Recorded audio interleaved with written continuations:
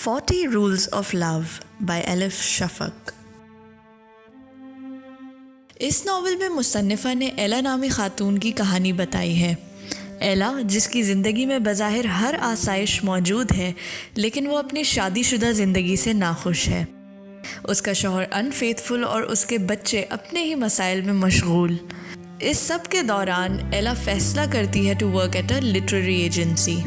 वो अपने पहले असाइनमेंट पे काम शुरू करती है, which is to read a book called sweet blasphemy written by Aziz A Zahara. Aziz अपनी इस किताब में मौलाना रूमी और शम्स तबरेज़ के रूहानी ताल्लुक़ के बारे में लिखता है, जिसको पढ़ के एला उस इश्क की तरफ मुतवज्जा होने लगती है जो इंसान को हकीकत और वहदानियत से आशना करता है। नावल के चंद बाब पढ़ते ही एला को इसके मुसन्निफ़ को जानने की जुस्तजू पैदा होती है, जिसके बाद उसका अजीज़ से ख़त ख़िताबत का सिलसिला शुरू हो जाता है। एला को अजीज़ की जानिब एक उनसियत महसूस होने लगती है, जिस पे वो ख़ुद भी हैरान है। इसी कहानी के साथ साथ 13 सदी के मशहूर सूफ़ी जलालुद्दीन रूमी और शम्स तबरेज़ की मुलाकात और उनके वाक़यात बयान किए गए हैं। एलिफ शफ़क़ ने बहुत ही खूबसूरत अंदाज से ऐसी सिचुएशंस लिखी जहां शम्स तबरेज़ ने इश्क के 40 उसूल बताए। ये उसूल दरअसल इश्क का सूफियाना फ़लसफ़ा समझाते हैं, जैसे कि यकताई पे ईमान और खुदी पे यकीन। इस किताब के चंद मशहूर अक़वाल जो शम्स मुख्तलिफ़ मकामात पे कहते हैं, जैसे कि हम खुदा के बारे में जो गुमान रखते हैं वो दरअसल हमारी अपनी शख्सियत के बारे में हमारे गुमान का एक अक्स होता है। अगर खुदा के ज़िक्र से जहन में महज इल्ज़ाम और खौफ ही उभरे तो ये इस बात की अलामत है कि खौफ और इल्ज़ाम तराशी हमारे अपने सीने की घुटन में पनप रही है।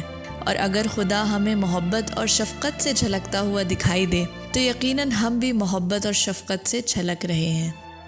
या फिर एक मकाम पे शम्स ने कहा कि अगर तुम चाहते हो कि लोग तुम्हारे साथ अपने बर्ताव को और रवैये को तब्दील कर दें तो उसके लिए पहले तुम्हें उस रवैये को तब्दील करना होगा जो तुम अपने आप के साथ रवा रखे हुए हो। जब तक तुम अपने आप से पूरे खुलूस से और पूरी तरह मोहब्बत करना नहीं सीखते, बहुत ही मुश्किल है कि तुम्हें मोहब्बत नसीब हो। और जब ये मर्तबा हासिल हो जाए तो फिर हर उस कांटे के लिए भी शुक्रगुजार हो जो तुम्हारे रास्ते में फेंका जाए, क्योंकि ये इस बात की अलामत है कि तुम पर अनकरीब फूल भी निछावर होंगे। ये उसूल शम्स तबरेज़ ने बनाए जो उन्होंने मौलाना रूमी तक मुंतकिल किए। यही सूफियाना फ़लसफ़ा रूमी के अपने कलाम में भी वाज़े तौर पे नज़र आता है और इनकी मकबूलियत का ज़रिया भी बना। रूमी अपने ज़माने के मशहूर उलमा और फ़क़ीह भी थे, लेकिन उनकी शोहरत बतौर एक सूफ़ी शायर की हुई और उनकी मारूफ़ किताब दीवान शम्स तबरेज़ है।